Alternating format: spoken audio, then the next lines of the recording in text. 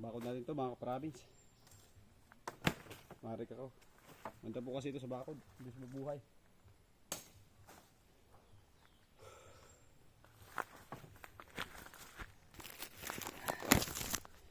Po. Ito yung ating mga nakuhang pambakod mga province. Masyadong maraming ligha. Tingin din po kasi dito kung may nagkakawit na baga. Wala pa po, hindi pa nagkakawit yung pisa ko. Business na tayo sa gilid. Daming ano eh.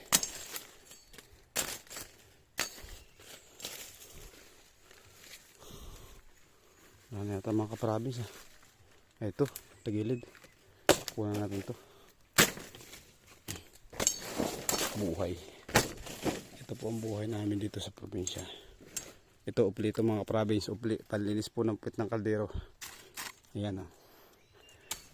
Tipid-tipid na rin kung nakatipid ka dyan mga province sa ano. Sa steel wool. Ibay ko din po dito. At ito nga po pala mga province yung tanim na San Fernando ng aking ninang. Dito po sa kabila. Oh, dahil pong papaya oh. Papaya mga province house. May atol. Ito upli din to mga province. Puro upli yan. Ito ang kukuha natin mga province. Pampuste.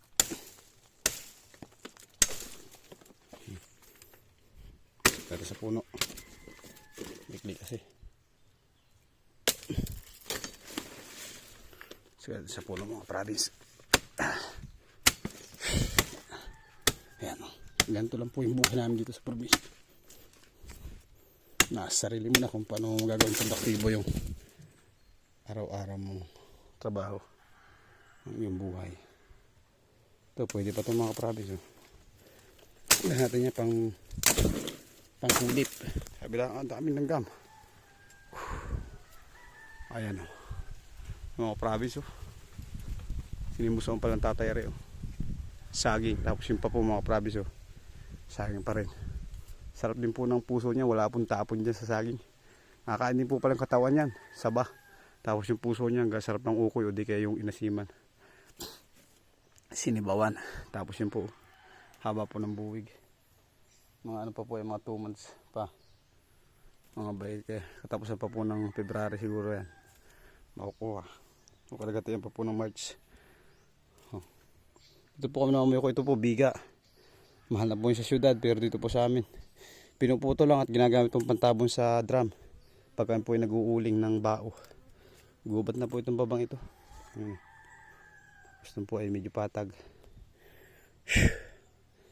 Ayan, God bless po mga province. Salamat po sa inyong suporta. At lagi po kayo mag-iingat. Paalam. Bye-bye. Cheers!